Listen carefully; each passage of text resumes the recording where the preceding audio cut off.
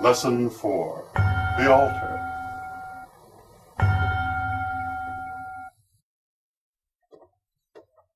The main purpose of an altar is to provide focus. It can be used to focus on the divine powers. This is worship. It can be used to focus energy to make changes in our lives. This is magic. It can be used to focus on communication with our higher selves and spirit guides. This is meditation. All of these, worship, magic, and meditation, are ways of focusing our psychic energy to accomplish specific ends. The altar can aid in that focus and can be used to augment that energy and enhance the result. Because so much of this process depends on the energy of you, your altar should be so designed as to have meaning for you, and to provoke an emotional and spiritual reaction from you. This is particularly important because no matter how beautiful or correct your altar is, it won't matter to you if it doesn't help you access your own inner energies. Altars have many variations. The simplest altar need be no more than a picture on the wall or a clear space on a table. The most elaborate altars are masterpieces of exquisite art. Most altars are somewhere in between. In this lesson, you will learn how to construct a basic altar, which you can then adapt to your personal needs. At this altar you can do magic, work ritual, and commune with the powers that be. Geomancy. Your first consideration is where to put your altar. Most people put their altar in their bedroom. This makes it a very personal space and assures privacy. This is especially good if you live in a home with non-pagan roommates or family members who might be intimidated by a holy object such as an altar in the living room. If, however, your home is wholly pagan, you may wish a more public altar, placed in a living room or a special temple room, at which your whole family can worship. If you do this, you will probably still want a personal altar in your bedroom to use privately, one that is attuned solely to your own energies. In this way, you can enjoy with your family the best aspects of both personal and communal religious devotion. Once you've decided what room to put your altar in, you must decide where in the room to put it. For many, this is an easy decision. If you have only 3 feet of open wall space in your room and no way to rearrange the room otherwise, obviously, the altar must go within that 3 feet. But if you have more than one choice available to you, you will wish to consult the principles of geomancy. Geomancy is the art of reading the earth's energies and aligning ourselves and our works to them, and through them to the energies of the universe as well. Geomancy is an ancient art in all parts of the world. Different peoples have developed different ideas about it, depending on the differing needs of their cultures. In Asia, it is called feng shui, and this form of geomancy has become quite popular lately. The idea of geomancy, like so many other things in magic, comes from as above, so below, the ancient maxim of Hermes Trismegistus. That is the idea that the essential nature of the universe will be reflected in all of its parts, no matter how great or small. The main principles of Western geomancy are exemplified by the magic circle. Briefly, the direction of east represents creativity and new beginnings.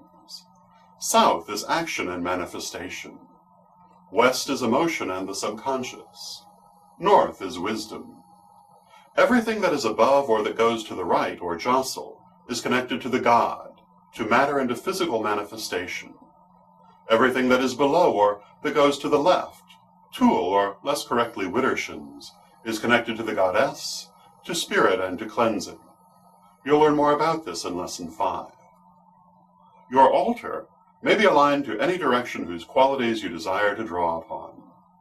But it is traditional, and generally best for the beginner, to place the altar toward the north. North is the direction of wisdom and understanding, where the qualities of the other directions are integrated and learned from. Placing the altar in the north will help you to align yourself to wisdom and integration, and will help you to bring these qualities to your magical and meditative practices. Your altar itself also has a geomancy to consider. The right side of the altar is warm. It is associated with the god, the sun, day, physical energy, and the elements of air and fire. The left side of the altar is cool. It is associated with the goddess, the moon and stars, spiritual energy and magic, and with the elements of water and earth. The middle of the altar is associated with spirit or primeval deity, who is within both goddess and god, as well as all other things. The back part of this middle area is associated with primeval deity, that aspect of the goddess that existed before the creation of the god, and might be described as the higher self of the universe. Here is the divine plan, the blueprint of the universe that is mirrored in every aspect of creation. This is the soul of deity, which is expressed in many different faces. This is often the focal point of the altar, where deity is honored in whatever form is being invoked at the time.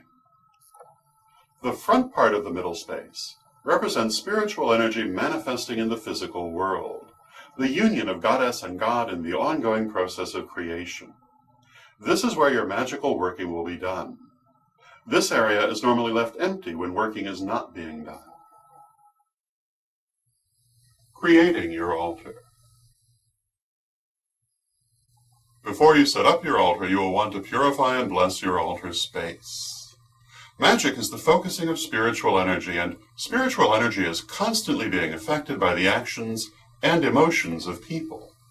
Consequently, it needs to be purified or cleansed, to have the residues of emotions and actions removed, so that the energy can be refocused and redirected. You will remember that this spiritual energy, which comes from the goddess, suffuses all people and things and is the basis of existence. It is directed and shaped by concentrated thought, emotion, and physical action.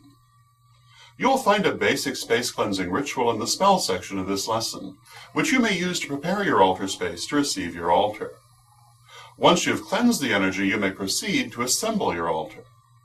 This is best done immediately after the cleansing, and you should have all the necessary materials nearby beforehand. The altar table. The altar table is the surface upon which your altar is set up. It is not necessarily a table as such, but rather can be any of a wide variety of surfaces. Traditionally, altars have been erected out of doors, and they still are at ritual gatherings and for certain observances. In this circumstance, the altar is often placed directly on the ground or upon a log or boulder. This is the ideal, as it connects directly with Mother Earth, and through her the universe. In this same spirit, your indoor altar table is best made of wood or stone, marble for instance. Metal is not considered desirable for the horizontal surface at least, though the altar table may stand on metal legs and often includes metal components. Most commonly, an ordinary piece of household furniture is used for the altar table to conserve space. Many people set up their altars on the top of their bedroom dresser or on a nightstand. Some people use the top shelf of a bookcase, showing reverence for knowledge. Some people, to maintain an even closer link with the earth, will place a bowl or box lined with soil on their altar table and assemble their altar in this, though this is an unusual practice. More commonly, a jar or bowl of earth will be kept on the altar for the same reason, rather than being used as the altar. The altar cloth. You may want to use an altar cloth. This is an ancient tradition arising from the time when all cloth was hand-woven and precious, and any type of embroidery was a luxury. Today, altar cloths are used because of their beauty and capacity for symbolism. Details of color and decoration can greatly influence the flavor and energy of the altar. If you wish to use an altar cloth, you will want to consider the following details when choosing it. If you're able, decorate the altar cloth yourself with embroidery or fabric paint, using symbols that have relevance to your personal philosophy and relationship with deity. This will bond it to you and fill it with your energy. Concentrate on positive self-empowering thoughts as you work, so that the cloth will be imbued with these and radiate them back to you during ritual and magical working. If you prefer a less handmade altar cloth for any reason, choose a cloth that resonates strongly with you, an heirloom, a treasured gift, or a cloth that puts you in mind of your hopes and dreams. To prepare the altar cloth for the altar, you will want to consecrate it. Do this by holding the cloth in your hands. Say, "I send out from this cloth any negativity that may lie within it," or words to that effect, and visualize the cloth flooded with a strong yellow light. Imagine this light passing through the cloth, carrying out all impurities. Then say something like, "I do bless and consecrate this cloth to my altar, that it may aid me in my workings and my growth." And visualize a clear blue-white light coming down from above and filling the cloth until it glows with white light like the moon. Use this same basic technique to consecrate the altar pieces described below as well. Altar pieces.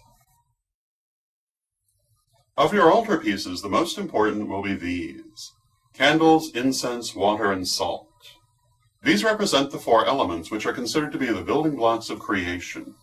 You will learn more about the elements in Lesson 5. Of course, you will also need to have matches or a lighter, or, as we call it, the sacred lighting instrument.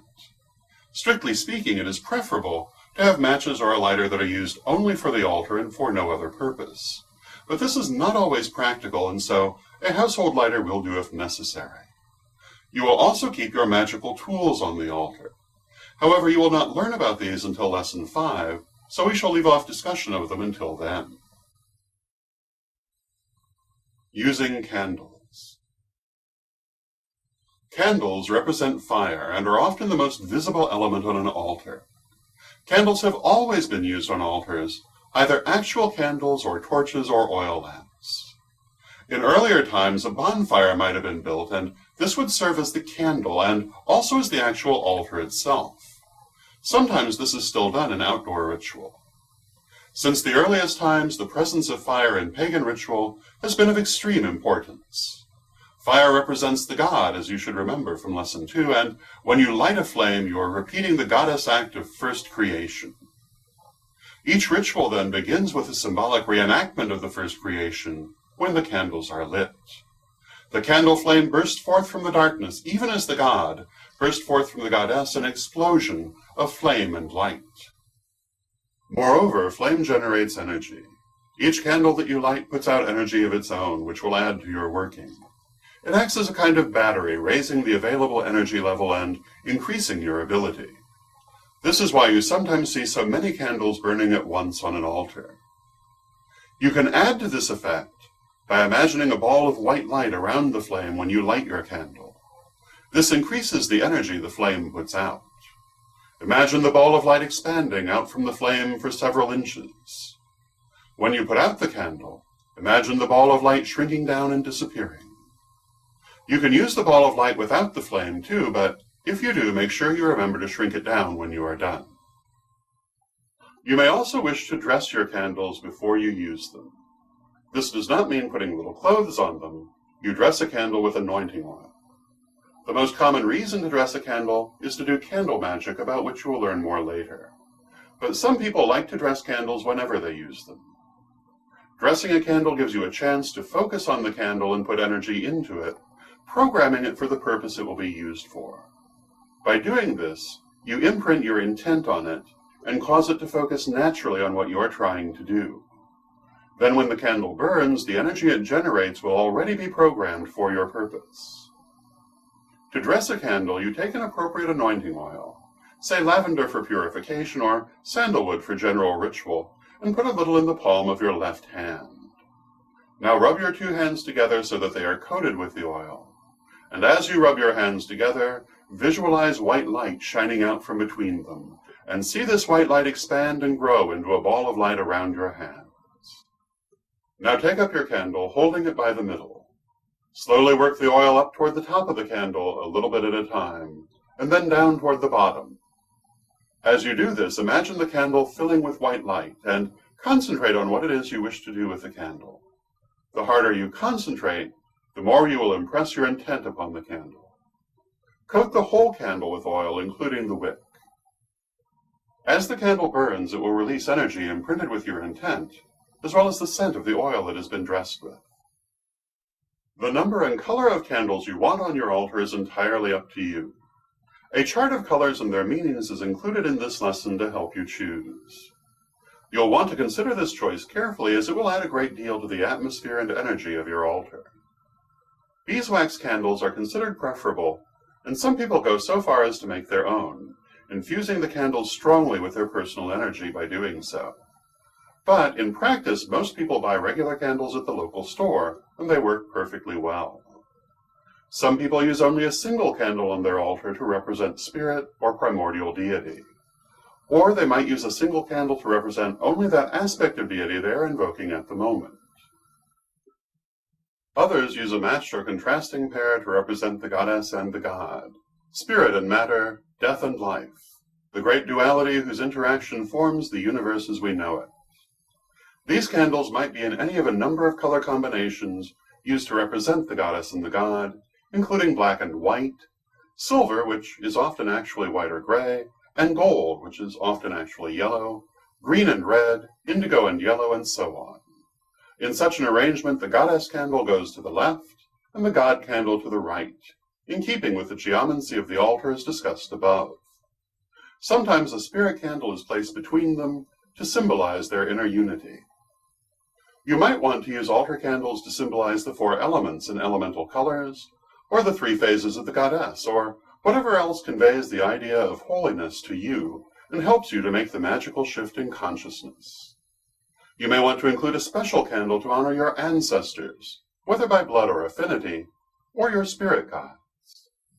Candles help to raise energy, so the more the merrier. Just be careful not to set yourself on fire. Also, many magical workings require special candles that will only be used for that working. These candles will be on your altar for anywhere from a few minutes to a few weeks, depending on the working. So, you can see why candles are such an important part of the altar. When you finish a magical working, do not blow your candles out. Use a candle snuffer, your fingers, or a magical blade. This is to make sure that the candle goes out the first time, as it is a bad omen otherwise. In general, you may use as many candles on your altar as you wish, in any colors that have significance to you. Even the guidelines we have outlined here are just that, guidelines. If you feel strongly that you should arrange your candles in a way that is not consonant with the geomancy we have discussed, you should listen to your intuition and do as it tells you. Candles can also be used to represent the 5th element, spirit. In this aspect, the wax represents spirit, the flame represents the body or physical existence. Thus the spirit, or wax, feeds the body or flame. And just as the candle can be relit any number of times, so too we see that the soul passes through any number of bodies. Using incense. Incense represents the element of air, and incense may be of any sort, stick, cone, oil, or powder. But remember that in some rituals you may have to pick the incense up, so choose a form of incense or an incense burner that allows for this.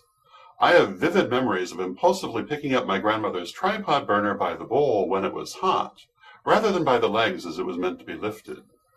Don't make this same mistake. With stick incense, lifting is no problem, and it is easy to light, hence its popularity. But it lacks the drama of powdered incense burned over charcoal. In recent years, smudge sticks, loose bundles of dried aromatic plant material, usually sage, cedar, or lavender, have become popular as a kind of stick incense.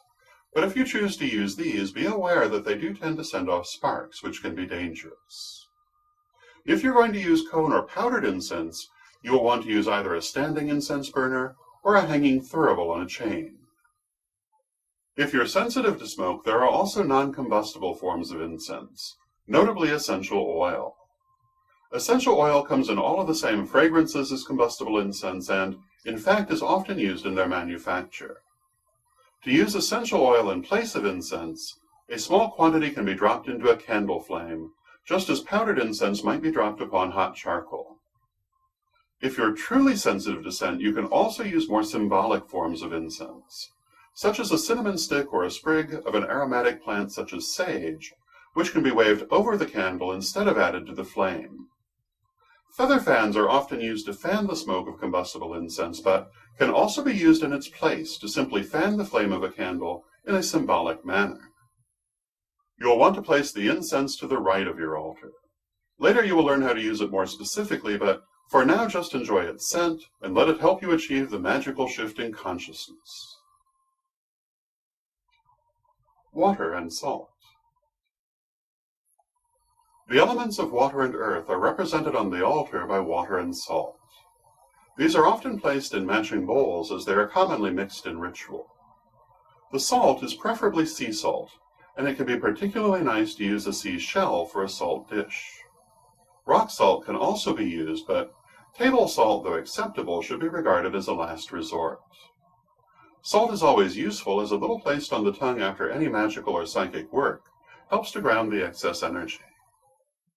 Place your water to the left of your altar.